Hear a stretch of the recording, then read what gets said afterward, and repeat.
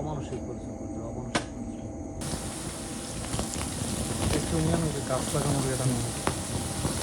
তিনটি সীসা কারখানা অভিযান করেছি।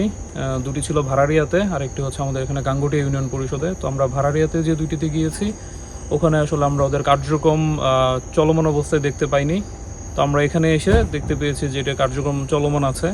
তো আমরা এখানে আসলে যেটি করেছি, আপনারা জানেন যে সীসা কিন্তু আমাদের জনস্বাস্থ্যের জন্য খুবই হুমকিজনক একটা বিষয়। কারণ সীসা কারখানাতে শুধু বাষ্পীভূত সীসার সাথে কিন্তু আমাদের আরও অনেক ক্ষতিকারক পদার্থগুলো রয়েছে, যেমন sulphur dioxide, carbon monoxide, carbon ডাইঅক্সাইডের মতো ক্ষতিকর যে ধোঁয়াগুলো উৎপন্ন হয় সেটি পরিবেশের জন্য খুবই ক্ষতিকর, বিশেষ করে মানবদেহের জন্য ক্ষতিকর, আমাদের মস্তিষ্ক এবং হচ্ছে আমাদের স্নায়ুতন্ত্রের জন্য কিন্তু খুবই ক্ষতিকর।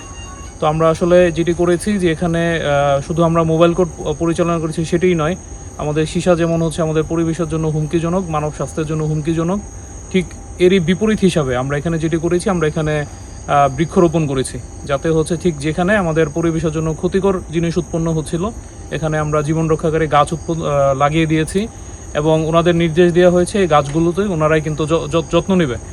এবং আমরা পরবর্তী সময় যেটি করেছি, এখানে সীসা কারখানা মালিক যিনি ছিল তাকে 50,000 টাকা জরিমানা করা হয়েছে এবং একই সাথে তার যেই ব্লো মেশিন যেটি ছিল সেটি জব্দ করা হয়েছে। এবং জনস্বাস্থ্যের জন্য হুমকিজনক যে কোনো ক্ষতিকারক যে বিষয়গুলো থাকবে, এগুলোর বিরুদ্ধে আমাদের অভিযান অব্যাহত থাকবে।